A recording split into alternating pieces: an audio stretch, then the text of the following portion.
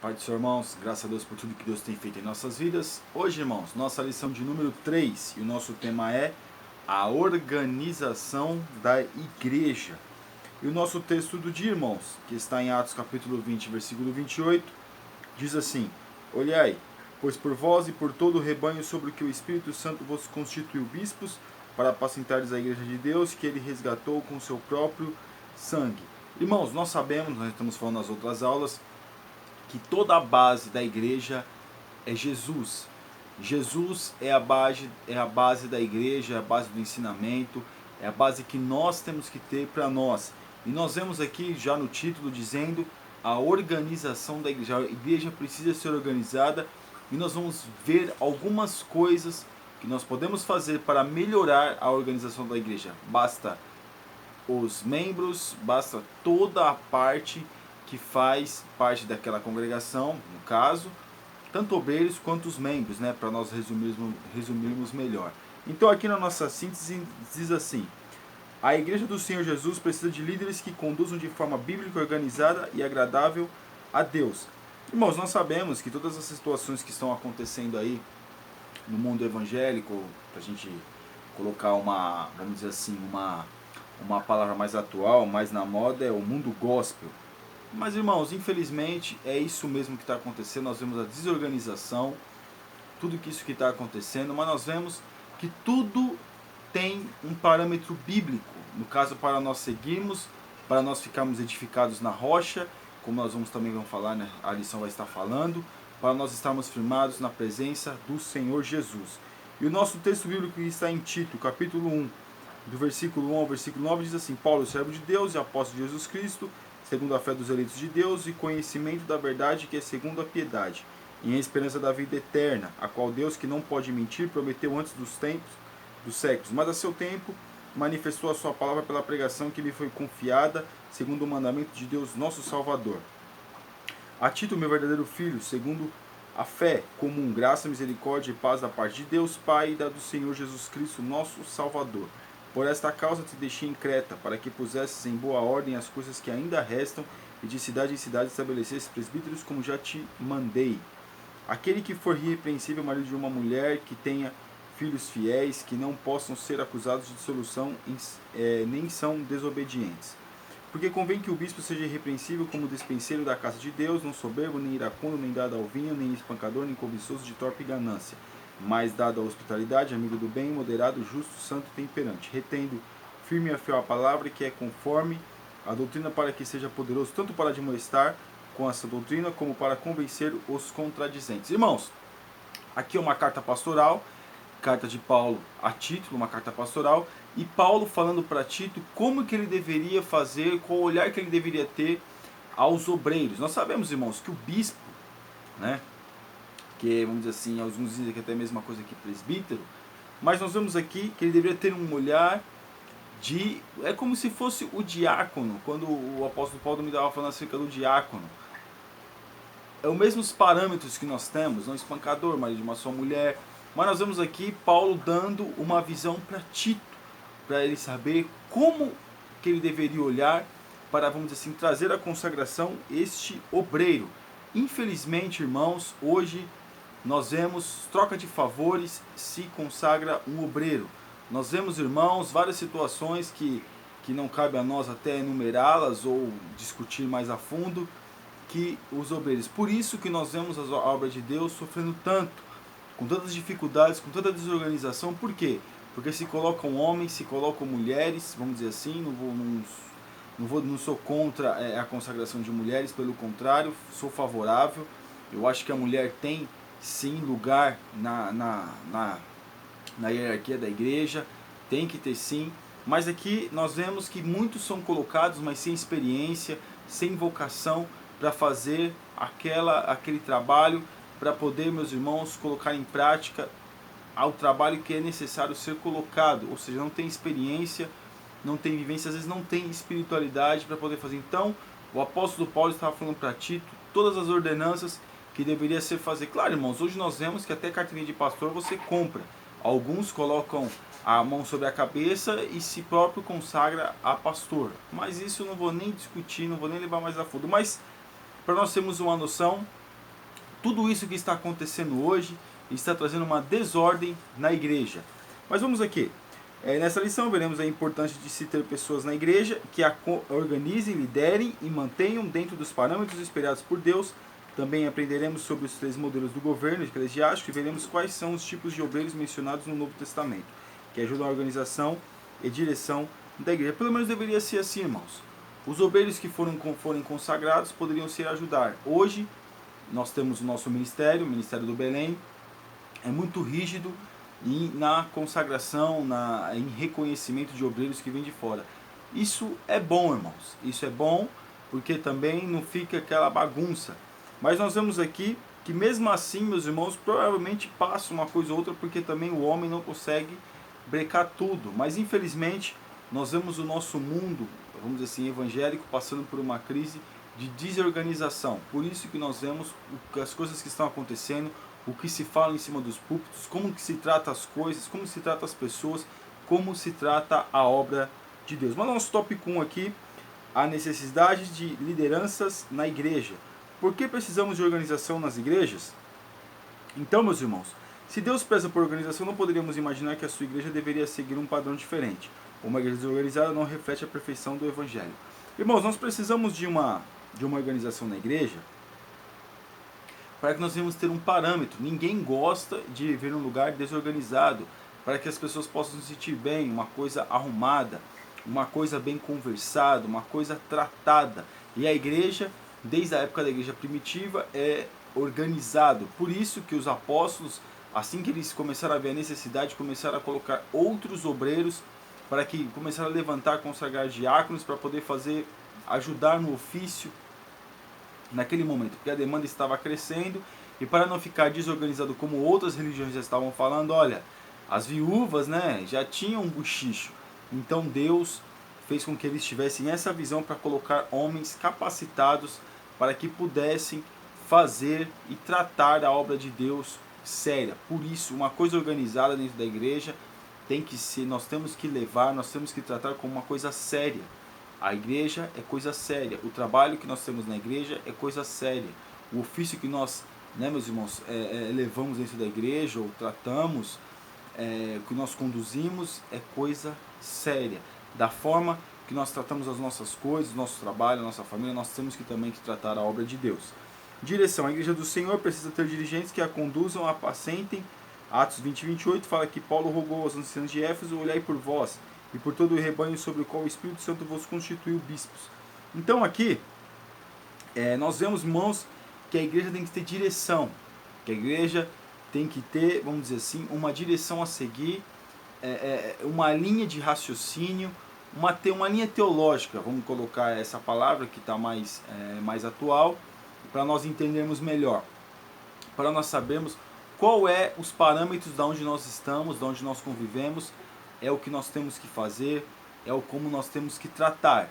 Então veja que a direção da igreja não é para prejudicar, não é, vamos dizer assim, para nos, como é que eu posso dizer, para nos, muitas vezes para nos envergonhar, não, irmãos, é para nos ajudar a respeitarmos. Por isso que a igreja tem a doutrina. A doutrina não é só para usos e costumes, não, é para nós entendermos quais são a direção que a igreja ou a denominação que nós fazemos parte quer nos conduzir. E aqui dar ordem aos trabalhos. É para que pensem que não precisamos de organização em nossas igrejas. É preciso deixar claro que desde a criação Deus nos deu um exemplo de como todas as coisas devem ser ordenadas e organizadas. Ele primeiro organizou o mundo em que o homem viveria, para depois criar o homem e colocá-lo na terra. Imagine se ele decidisse fazer o processo inverso, criando o homem primeiro para depois ir acomodando toda a criação em seu devido lugar. Aqui para nós entendermos, irmãos, tudo para Deus tem que ter uma ordem. É claro, irmão, se Deus criasse o homem primeiro, onde o homem ficaria? Então, veja como que são as coisas, como que Deus faz as coisas. E se Deus não criou o homem primeiro, é claro, ele tem as suas razões, ele tem os seus porquês. Nós não conseguimos entender a mente do Senhor. Mas nós vemos aqui que Deus faz tudo organizado. Deus primeiro cria o homem, para depois ele criar o jardim do Éden, depois ele coloca o homem no jardim. Mas nós vemos aqui que tudo tem que ter uma ordem, tudo tem que ter uma direção. É por isso, irmãos, que aqueles que fazem parte de determinadas denominações, eu não vou dizer só o Ministério do Belém, mas outras denominações, outros ministérios, que não aceita, vamos dizer assim, a ordem que é se dada na igreja, e fica só murmurando, reclamando. Claro, irmãos, a gente pode discordar de algumas coisas, nós somos seres humanos, às vezes a gente vai estar num lugar que a gente discorda, mas respeitarmos aquilo que está sendo dado, que está sendo colocado para nós como mandamento. Então veja, irmãos, claro que a gente não vai seguir tudo, também não vamos acatar todos os exemplos que são dados para nós, mas o que Deus nos faz nos entender é o seguinte: tudo tem que ser uma hora. E se de repente o pastor estiver falando alguma coisa que você não concorda, você jamais vai levantar. Se não for numa escola dominical, você não vai levantar a mão, interromper e falar um monte. Claro, se Deus mandar, Deus sabe todas as coisas, mas por si mesmo se levantar e causar uma desordem do culto, nós sabemos que nós não podemos fazer isso. Também nós sabemos que aqueles que não são, vamos dizer assim, obreiros de sentar no púlpito, presbítero, evangelista e pastor, sabe, meus irmãos, que não pode num culto normal sentar no púlpito. De repente é líder, de repente é a festa daquela liderança a qual você faz parte, você senta. Então por isso que tem que haver ordem e posição eclesiástica. Formas de governo na igreja. Então nós vamos ver algumas formas de governo na igreja. A forma episcopal, esse modelo de governo eclesiástico, é o mais comum. Ele se baseia na liderança de um ministério que toma as decisões na congregação. Então nós vemos que isso vamos dizer assim, é o que muitos estão aderindo. Por quê? Porque a forma episcopal eclesiástica comum, ele se baseia na liderança de um ministério. Ou seja, o pastor, com os seus obreiros que o auxiliam, ajuda a conduzir o ministério ou a congregação, com a ajuda de um auxiliar. Então o pastor, vamos dizer assim, é o que fala, é o que tem a palavra final, com os seus obreiros o auxiliando. Neste modelo que nós estávamos falando, neste modelo o pastor é auxiliado por outros obreiros que cooperam em sua tomada de decisões. Então nós vemos que tudo é o auxílio dos obreiros. O pastor não faz nada sozinho, claro, o pastor tem a palavra final, mas nesse caso aqui, nós vemos que tem que ser respeitada também a opinião dos obreiros que o auxiliam. A presbiteral, esse sistema é marcado pela... congregacional. Neste modelo, a congregação tem a palavra final nas questões relacionadas à gestão e ao culto. O pastor tem a função de pregar a palavra, ensiná-la, e os demais assuntos são trazidos para a assembleia. Ele decide o que vai ser feito em relação àqueles temas. Uma vez tomada a decisão, todo o grupo ataca o que foi acata o que foi decidido. Esse não é o nosso modelo, nós sabemos. Nosso modelo está mais para episcopal, mas nós vemos que o congregacional, o pastor só está ali para pregar a palavra. Algumas igrejas, denominações, aderiram a essa parte. Eles sustentam o pastor e o pastor não trabalha, paga, vamos dizer assim, o pastor tem um salário razoável que dá para sobreviver, e ele só vai dar atenção para a igreja. Mas algumas coisas que precisam ser decididas, o pastor não decide sozinho. É trazer da assembleia para a igreja, faz uma assembleia, se traz o assunto para essa assembleia, que no caso é a congregação que vai decidir, e aí decide sobre isso. Então nós vemos que essa é a forma adotada por alguns lugares, que é chamada de congregacional, onde é a congregação que decide. O presbiteral, esse sistema é marcado pela condução de pessoas eleitas como presbíteros, agrupados em um colégio ou assembleia. O pastor tem a função de pregar e zelar pela doutrina, e os presbíteros administram a congregação nos demais assuntos. Então, nós vemos aqui que os presbíteros aqui, que decidem, que têm a base, vamos dizer assim, para poder decidir. E algumas denominações, que faz isso. De repente, se você estiver descontente, você manda uma carta para esse órgão, que é o presbitério ou presbiteral, para poder prestar, vamos dizer assim, de repente alguma coisa que você não gostou, e os presbíteros sentam para poder conversar sobre aquele assunto, para poder tratar. Então quem trata são os presbíteros que tratam sobre esses assuntos específicos. Então o pastor tem muitas coisas que ele não toma nota, quem toma nota é mais os presbíteros. O nosso pense aqui, a organização na igreja é algo necessário e de extrema importância. Irmãos, eu acho legal isso, porque a igreja, ela é uma organização, ou pelo menos deveria ser uma organização, a qual deveria ser levado a sério. A igreja tem que ser levada a sério. A organização da igreja tem que ser levada a sério. Os horários de culto na igreja tem que ser levado a sério. O trabalho que você pegou para fazer na igreja, que você, no caso, colocaram para você fazer e você aceitou fazer este trabalho, tem que ser coisa séria. Então aqui, na parte 3 aqui, oficiais da igreja, bispos e pastores. O Novo Testamento apresenta os bispos e ministros como sendo os líderes voltados ao exercício da pregação, discipulado, evangelismo e ensino. Eles também tinham o dever de agir trazendo ordem ao culto. O trabalho pastoral exige muitas responsabilidades e deveres dos pastores. Além de zelar pela coerente pregação da palavra de Deus, esses ministros devem zelar pelo cuidado do rebanho. Então tudo pastores e bispos e pastores aqui tem que ter um cuidado. Eles são incumbidos de levar a palavra de Deus. Claro, irmão, nós sabemos que Atos dos Apóstolos, Estevão e Felipe eram diáconos e pregavam, mas nós vemos, claro, meus irmãos, o ofício maior. Eu já vi, eu também, graças a Deus, sou um diácono que, pela misericórdia de Deus, tenho pregado a palavra de Deus. E onde eu vou, os irmãos me recebem muito bem, me recepcionam muito bem, tenho ministrado, louvado seja o nome do Senhor.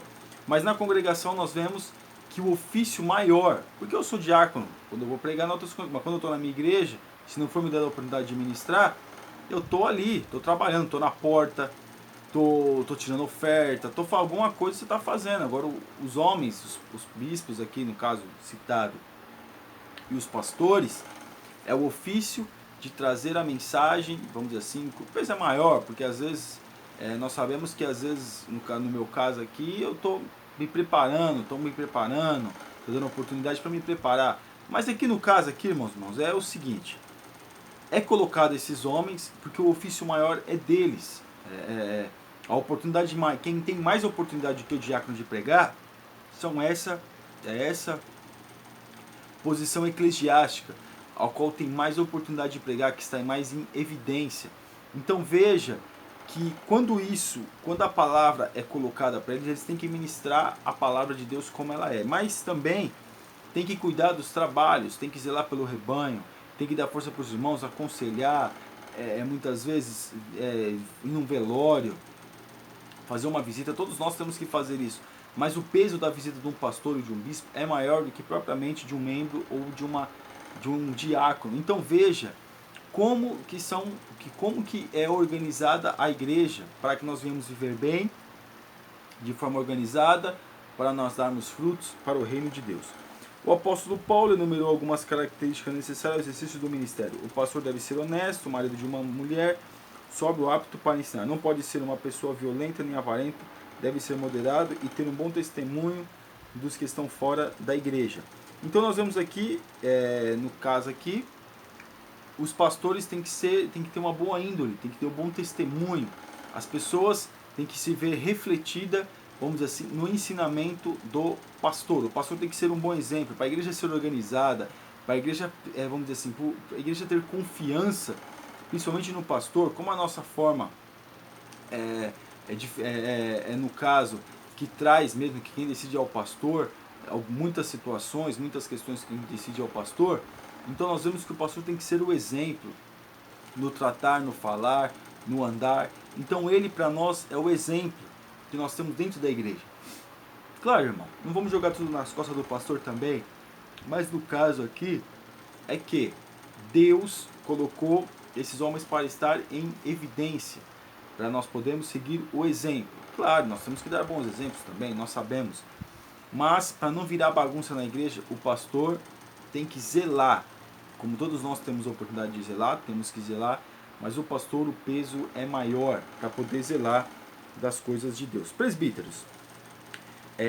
Originalmente, presbíteros eram os chamados anciãos por força da experiência de vida. Homens de mais idade eram requisitados para auxiliar no exercício da liderança. Aconselhamento na tomada de decisões. O sinédrio era composto por 70 anciãos. Da raiz geron vem a expressão geriatria, pessoas de mais idade. A palavra grega referente ao conselho de presbíteros é presbiterion ou presbitério, porque traz a ideia de um grupo de homens maduros e experimentados. Hoje nós vemos que, no caso do ministério, qual nós fazemos parte, nós sabemos que as escalas é diácono, é auxiliar, é cooperador, é diácono, é presbítero, evangelista e depois pastor. Então nós vemos muitos jovens sendo consagrados ao presbitério. Mas quando a gente vê na igreja primitiva, não era assim que era feito. Tinha que ser um homem que tivesse mais experiência, ele vai dar todas as diretrizes de como esse homem deveria ser, assim como o pastor assim como o diácono tem que ser, o presbítero também tem que ser, o homem bom, não avarento, não cobiçoso, não dá ao vinho. Mas nós vemos que o presbítero, um homem ancião, um homem de experiência, maduro, para poder aconselhar o rebanho, para poder dar força, para poder ajudar o pastor na condução, vamos dizer assim, do povo de Deus. E os diáconos, irmãos, ser um diácono na igreja primitiva era uma posição de grande honra e ao mesmo tempo de grande responsabilidade. Atos 6,3 nos fala que os primeiros diáconos deveriam ser homens de boa reputação, boa fama, né? É aquilo que nós estamos falando. Então tudo, os diáconos aqui, vai citar depois Estevão e até mesmo Felipe, que eles pregavam a palavra de Deus, mas na igreja primitiva era uma posição muito mais honrada do que nós temos hoje. O diácono hoje é para servir a ceia, para fazer várias coisas, claro, é honroso fazer isso. Mas o diácono, naquela época, eles lidavam diretamente com o povo, lidavam diretamente com as pessoas mais necessitadas. Então isso era honroso, era visto como honra para aqueles que estavam de fora acerca do ofício do diácono. Então, quando falava de diácono no Novo Testamento da igreja primitiva, era uma posição honrosa. Hoje nós vemos que o diácono, se vê o diácono nada como que é um aspirante ao presbitério, ao evangelista, ao pastor. E muitas vezes se vê o diácono na porta da igreja e tem muitos que não dão nem paz do Senhor. Eu posso dizer isso porque eu estou na porta da igreja e pelo fato de você ser diácono, as pessoas não olham na sua cara e malemar da paz do Senhor. Então, meus irmãos, o diácono, ele é para ser tratado sim com respeito e com honra. Porque mesmo que nós, diáconos, hoje não estamos exercendo o ofício na igreja primitiva, ou exercemos pouco esse ofício, nós cuidamos da organização do culto na hora da condução, que o pastor está conduzindo a liturgia do culto, que está conduzindo o culto. Você está ali, você tem que dar uma assistência ao pastor e aos membros da igreja. Então aqui, meus irmãos, o nosso pense aqui, o Novo Testamento nos mostra os diversos tipos de líderes da igreja e as suas atribuições no funcionamento das igrejas. Irmãos, como é bom nós estarmos num lugar organizado, como é bom nós fazermos parte dessa organização, como é bom nós contribuirmos para essa organização possa ser, vamos dizer assim, colocada e vamos dizer assim, aperfeiçoada também para a melhora da condução das coisas de Deus na casa do Senhor. E a nossa conclusão, nessa lição vimos como é importante a igreja ser organizada e ter líderes que zelam por transmitir as verdades das Sagradas Escrituras, por meio da pregação e do ensino e que ajudem com a sua experiência as demais atividades da igreja local. Olha, irmãos, sinceramente, aqui quando fala dessa conclusão, transmitir as verdades das Sagradas Escrituras, tá difícil, irmãos, ouvir uma verdade, uma palavra inspirada mesmo do céu. Hoje se fala muita coisa daquilo que o pregador já está acostumado a dizer, mas uma palavra fundamentada, uma palavra revelada, uma palavra buscada, você ora e fala, Deus, o que o Senhor quer que eu fale? Qual é a mensagem que o Senhor quer que eu transmite? Esse tipo de compromisso está escasso. Então, por isso que nós vemos dentro da igreja até um divergindo com o outro. Claro, tem alguns homens, pessoas dentro da igreja que têm discernimento, e quando vê alguém pregando lá nada com nada, poxa, se aquele que não entende vai falar que pregou muito. Aquele que entende, que tem o discernimento, vai falar, ixi, irmão, essa mensagem aí não pode julgar o profeta, pode se julgar a profecia, vai dizer, mas essa profecia aí, essa pregação, não tem concordância bíblica, não, mas foi uma bênção. Mas o que é uma bênção? Então, para ouvir uma verdade hoje, tá complicado, irmãos. E a experiência das demais atividades da igreja local? Irmãos, está faltando pessoas experientes para poder exercer alguns trabalhos dentro da igreja, para poder melhorar essa organização dentro da igreja. Então, oremos, irmãos, que nós possamos contribuir com essa organização e que Deus possa nos ajudar a sermos bons crentes, a não venhamos dar trabalho para os nossos pastores, para os nossos líderes, para que nós venhamos fazer parte dessa organização E fazendo isso, com certeza, nós estaremos fazendo a vontade do Senhor. Amém, irmãos? Você que não assinou nosso canal, está convidadíssimo a assinar. Ore por nós. Que Deus te abençoe. Fique na paz. Deus abençoe.